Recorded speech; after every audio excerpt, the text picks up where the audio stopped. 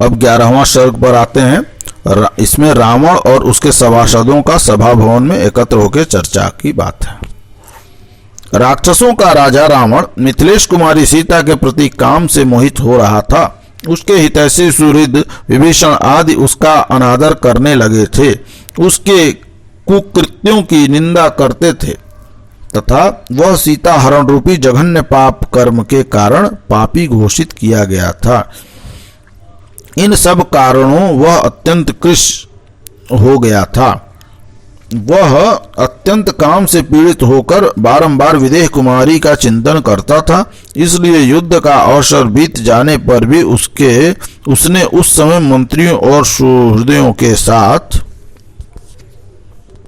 सलाह करके युद्ध को ही समयोचित कर्तव्य माना।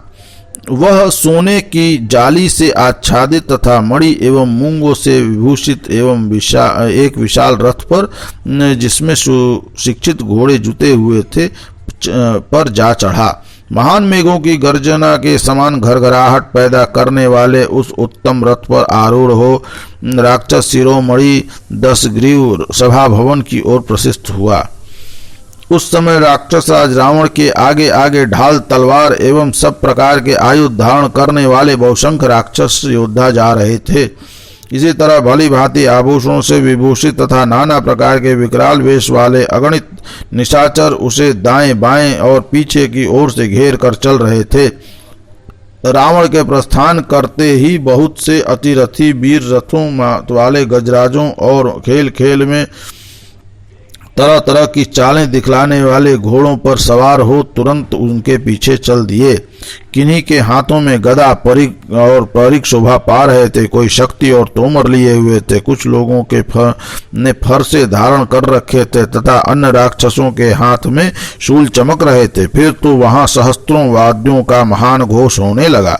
रावण के सभा भवन की ओर यात्रा करते समय तुमुल शंख ध्वनि होने लगी। उसका वह विशाल रथ अपने पहियों की घरघराहट से संपूर्ण दिशाओं को प्रतिध्वनित करता हुआ सहसा शोभाशाली राजमार्ग पर जा पहुंचा।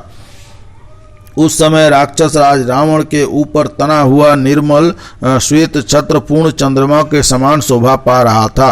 उसके दाहिने और बाएं भाग में शुद्ध स्फटिक के झंडे वाले चंवर और व्यजन, जिनमें सोने की मंजरियां बनी हुई थीं, वही बड़ी शोभा पा रहे थे।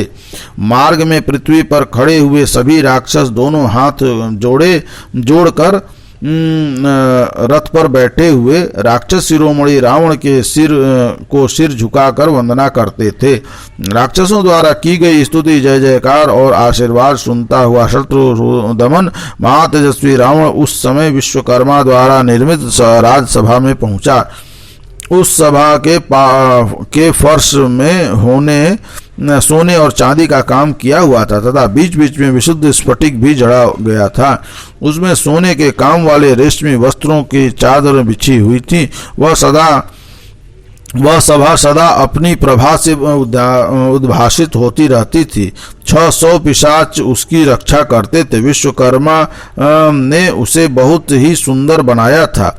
अपने शरीर से सुशोभित होने वाले महातेजस्वी रावण ने उस सभा में प्रवेश किया।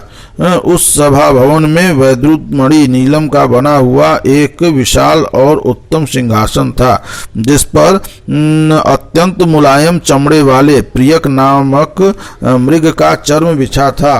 उस पर मसनद भी रखा था। रावण उसी पर बैठ गया।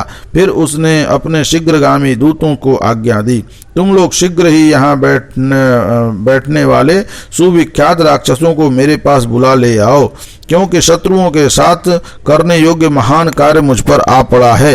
इस बात को मैं अच्छी तरह समझ रहा हूँ।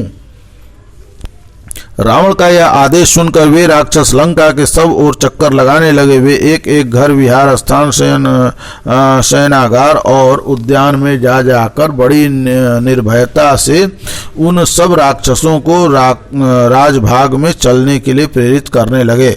तब उन राक्षसों में से कोई रथ पर चढ़कर चले, कोई मतवाले हाथियों पर और कोई मजबूत घोड़ों पर सवार होकर अपने अपने स्थान से प्रविष्ट हुए। बहुत से राक्षस पैदल ही चल दिए। उस समय दौड़ते हुए रथों, हाथियों और घोड़ों से व्याप्त हुई वह पूरी बहुसंख गरुड़ों के से आच्छादित हुए आकाश की भांति शोभा पा रही थी। गंतव्य स्थान पर पहुंचकर अपने अपने वाहनों और नाना प्रकार की सवारियों को बाहर ही रखकर वे सब सभासद पैदल ही उस सभा भवन में प्रविष्ट हुए, मानो बहुत से सिंह किसी पर्वत की कंदरा में घुस रहे हों।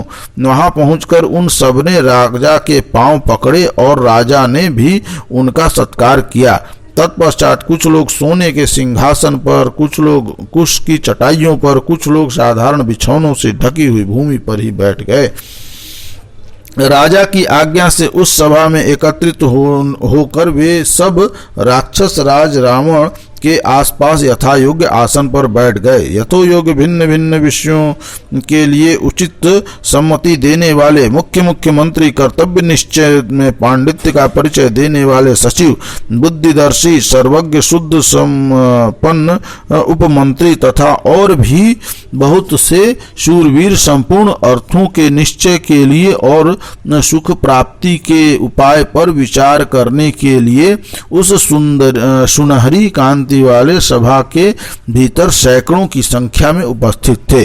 तत्पश्चात यशस्वी महात्मा विभीषण भी एक सुवर्ण जटित सुंदर अश्वों से युक्त विशाल श्रेष्ठ एवं शुभ कारक रथ पर आरूढ़ हो अपने बड़े भाई की सभा में जा पहुंचे। छोटे भाई विभीषण ने पहले अपना नाम बताया, फिर बड़े भाई के चरणों में मस्तक झुकाया। इसी तरह शुक और प्रहस्त ने भी किया। तब रावण ने उन सबका यथो योग्य पृथक पृथक आसन दिए। सुवर्ण एवं नाना प्रकार के मणियों के आभूषणों से विभूषित उन सुंदर वस्त्रधारी राक्षसों की उस सभा में सब और बहुमूल्य अगरू, चंदन और पुष्पहारों की सुगंध छा रही थी। उस समय उस सभा का कोई भी सदस्य असत्य नहीं बोलता था।